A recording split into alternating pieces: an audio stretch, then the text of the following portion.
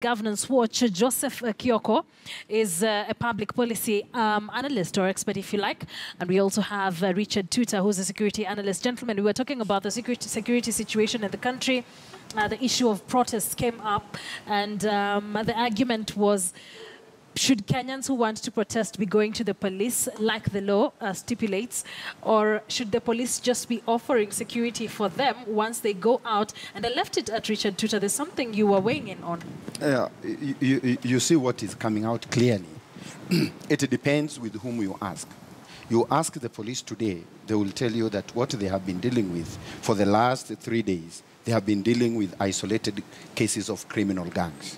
You ask the opposition, they will tell you that the police for the last almost 4 days have been using excessive force against innocent civilians or who are just out to express themselves. Now, the question now is, who is a protester and who is a criminal? The law is very clear on how each should be treated, how a protester should be. Like for instance, wherever a police officer is going out to quell a riot having emanated for maybe would be protesters, there is a standard procedure. Like for instance, they are not required, all of them, to carry with them their guns.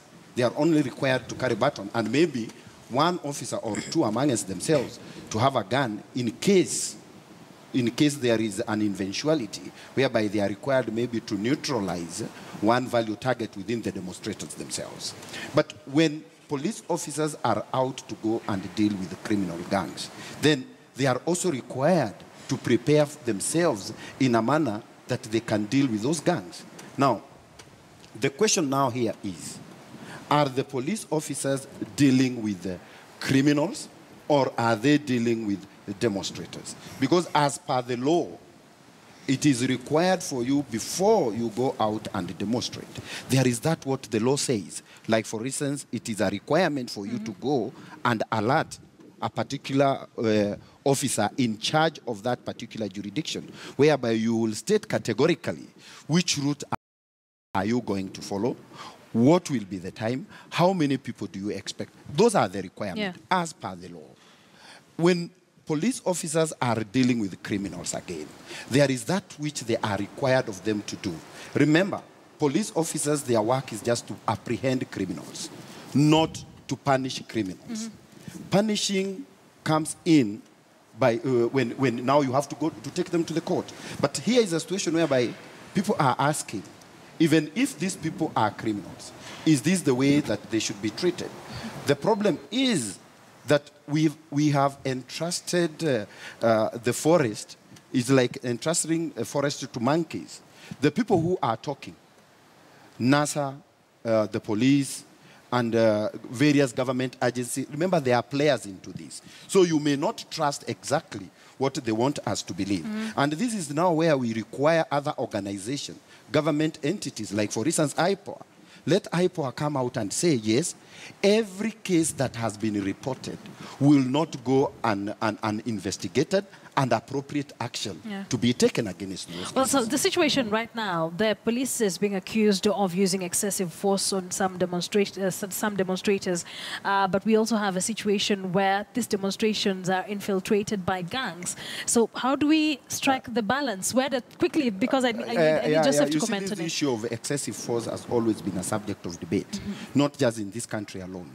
But it has always been a preserve of the court to decide whether a particular police officer may have used excessive force. And that's why we are calling upon some of these agencies, like for instance, Kenya National Human Rights Commission and IPOA, to come in and investigate these cases individually. All right. Remember Red Cross has put the cases to almost 117. So these are cases that need to be investigated individually and dealt with individually, not collectively. Okay, Joseph.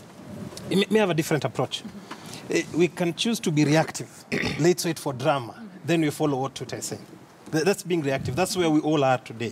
But me, I'm certain that tomorrow the NASA leader will do a pronouncement of whether to accept these results. His supporters will stand up in anger and in annoyance. A decision not to accept these results, people will be agitated. We all know that tomorrow the country will be tense. The hotspots have been marked.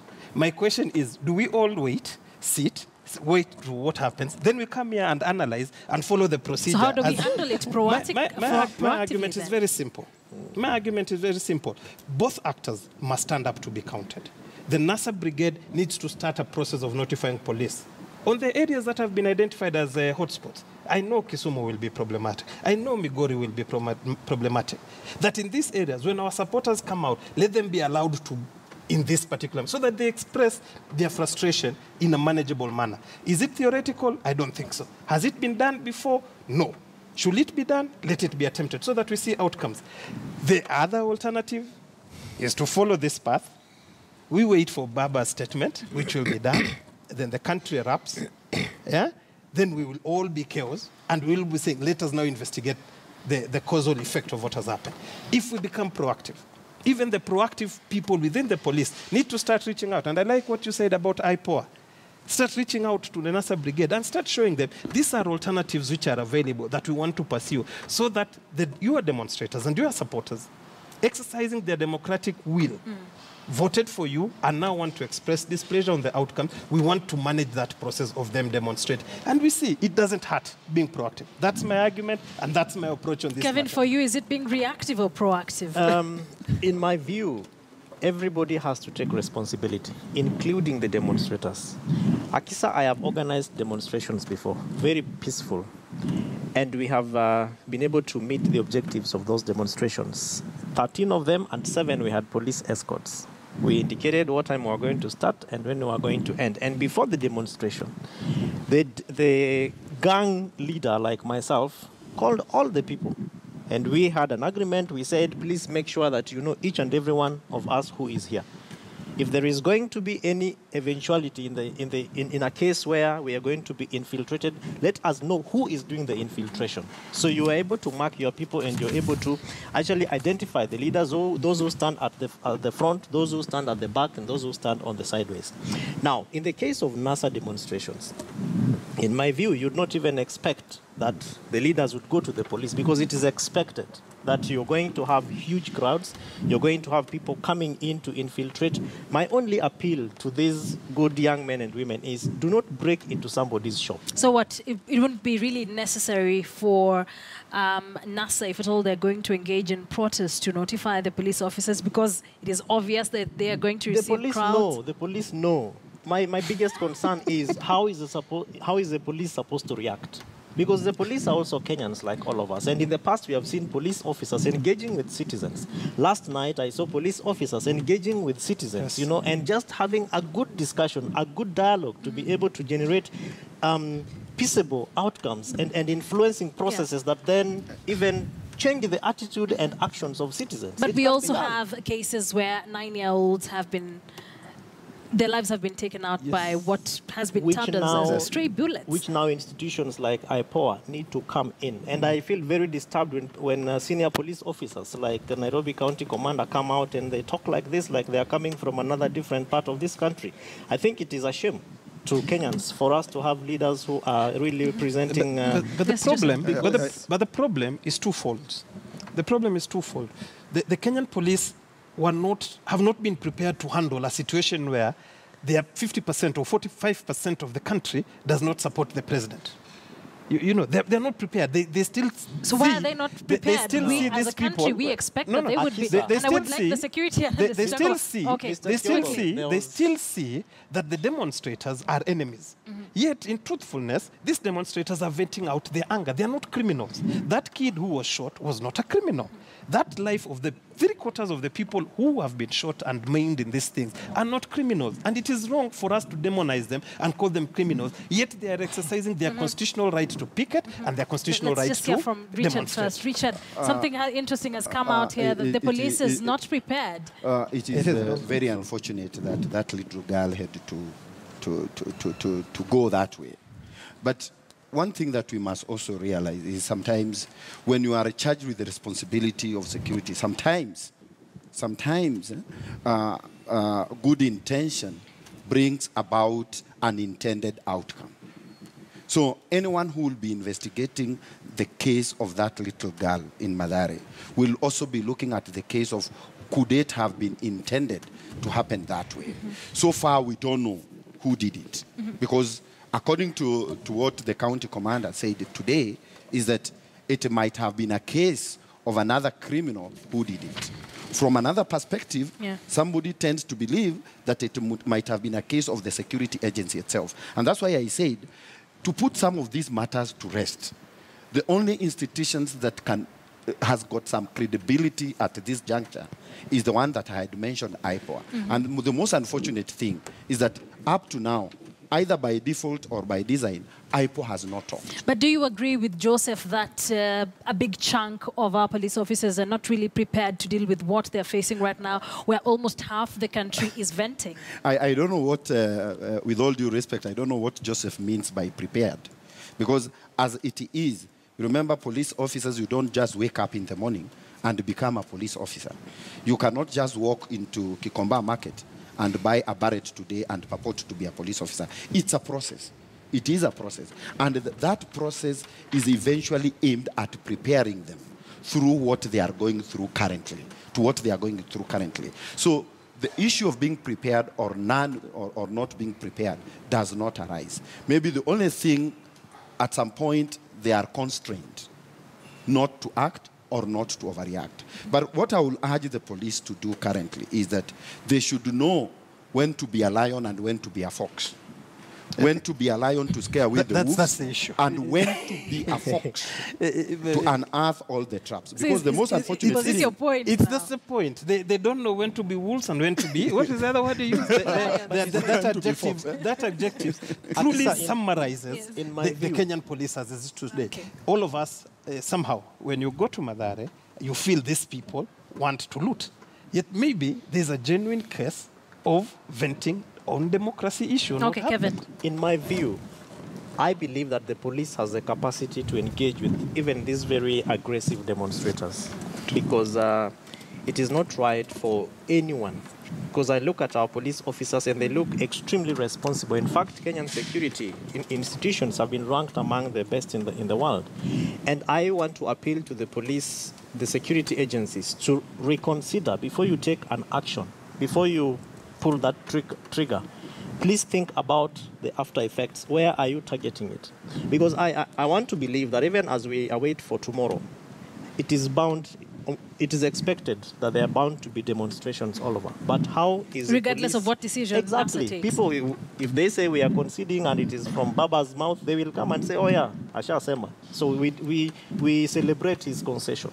If he says no work on Wednesday, we are bound to again demonstrate. People are bound to demonstrate, and we are bound to see people demonstrating. But the most important thing, in my view, is given the prevailing circumstances, how is the police going to react to one? Number two, we have counties and areas in this country that had been earmarked as hotspots. And I wouldn't pick the idea that the police is not prepared.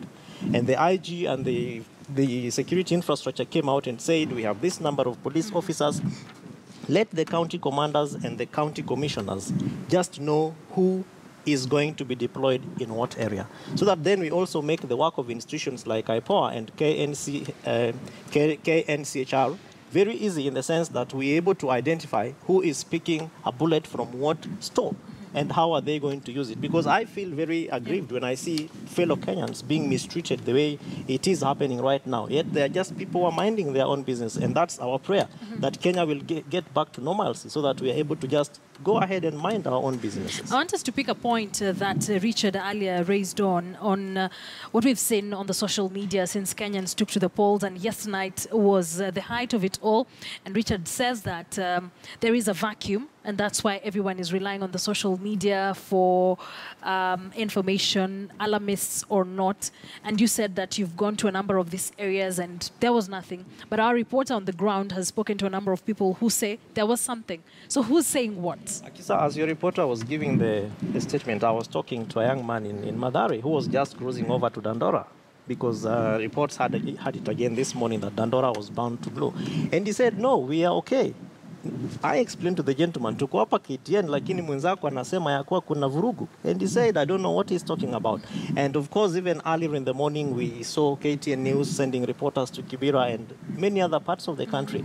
What this means to me is I think that Kenyans need to begin to get also very responsible in the things that we speak about. And of course, in the kind of information that we share, both on social media and even when we have opportunities to speak to the mainstream media. Because for Kenya to move forward, we're not just going to sit back and wait for Uhuru Kenyatta and Raila Odinga. It has to be you, it has to be me, it has to be him, it has to be everyone else. Okay. And I think it's each and everyone's responsibility. Tutor, that vacuum that you say is there, lack of information from the right parties or the right agencies. Who should Kenya be relying on to get the right information about some of these things, to avoid such alarmist comments? Like some of them were very alarmist, like we saw on the social media. You see, as it is currently, the 15th to 19th national security thinking was based on protecting state security. Currently, national security, there cannot be national security currently without trust. The first thing is that trust from the government security agencies, that let citizens themselves believe that whatever is coming from the government is the true reflection of what is happening on the ground. You know, unlike in 1990s, currently people have got other means of verifying information that it's coming their way. So that if today the government says something, somebody will take up his phone and verify that information immediately. The other thing is, what became of our mainstream media, the old media. So that if you look at currently what is being reported in the old media, it is not satisfying that urge from the citizens, the urge for news. So is that where the social media now comes in? That is now where the social media is taking advantage of that vacuum. And, you know, lie told severally becomes the truth. And it is known ever since the days of Hitler that lies can go the world several times before truth puts on its panty. It is known. So the moment people are not treated to the truth, and the moment that truth is not coming the way they may want it to come, they will look for other alternatives. And the only other way that now remains of the government is the government to draw a red line.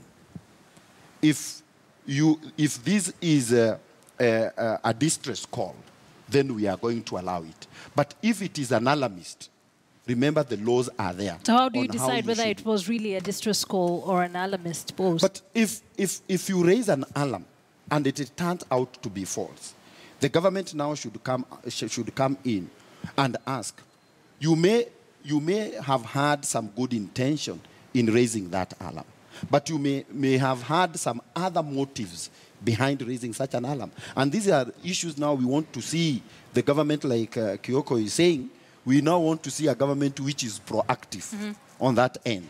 So that let us see people being charged in court, so that this issue should come. I was surprised yesterday when some things started coming in that a certain community is being profiled around Maimayo area on your way to Narok. Only for me to listen into that what was being sent. And the fact that I'm very, very fluent into that language, I realized that this is not the true reflection of what was happening. Posted. Joseph. So it is very dangerous. I think, first, people have lost trust with the government. So anything the government is pushing out, people take it in a very skeptical manner. So it's not even the role of the government, Tuta, let me tell you, for sure. Whose role is it? It is the role of the media. It is the mainstream media, truly. Because you are not reporting. You're not coming out and giving the factual situation as is. Somebody will start a story and it will go round.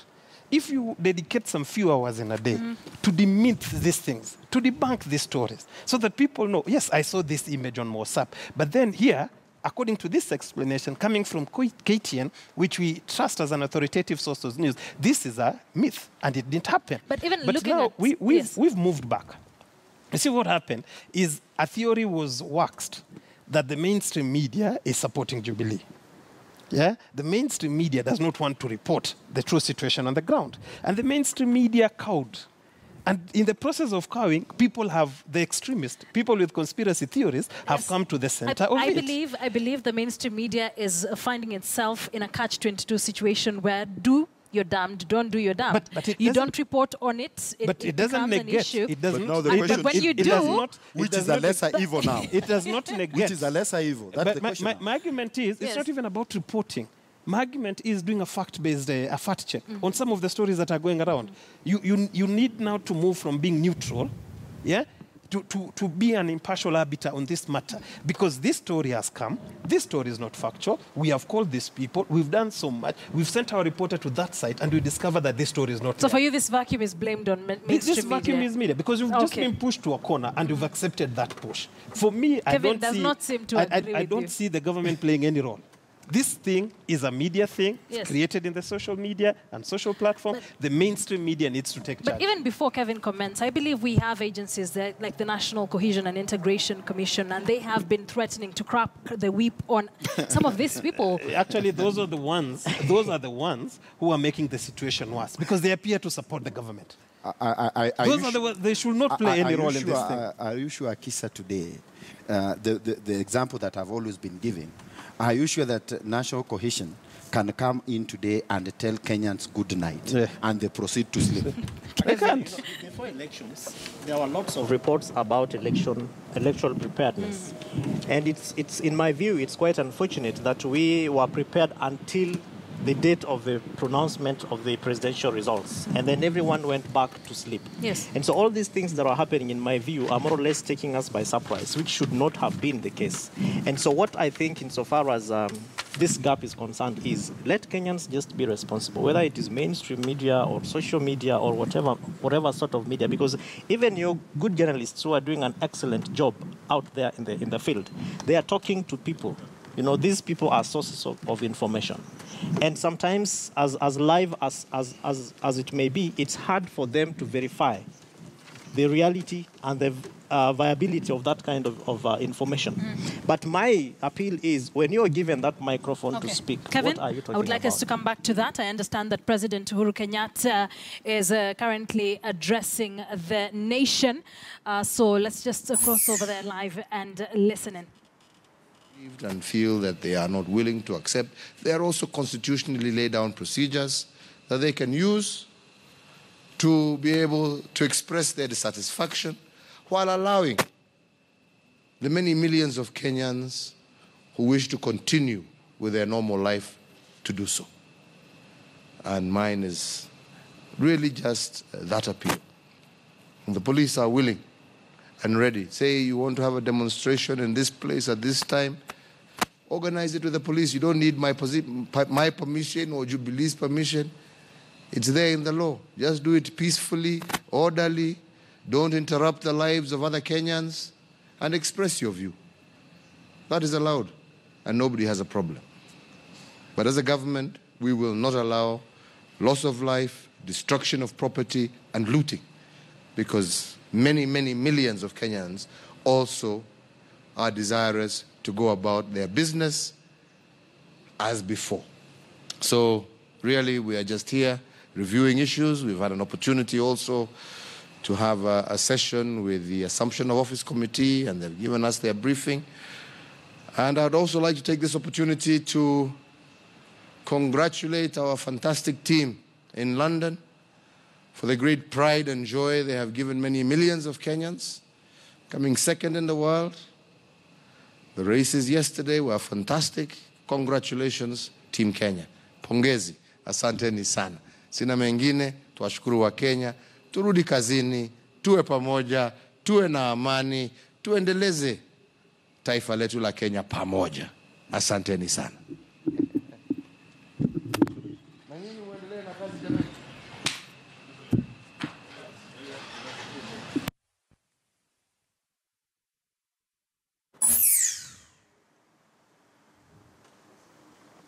President Uhuru Kenyatta there in a live media address, the first since the polls, of course talking about peaceful demonstrations, saying that they don't really have a problem with Kenyans going out to demonstrate.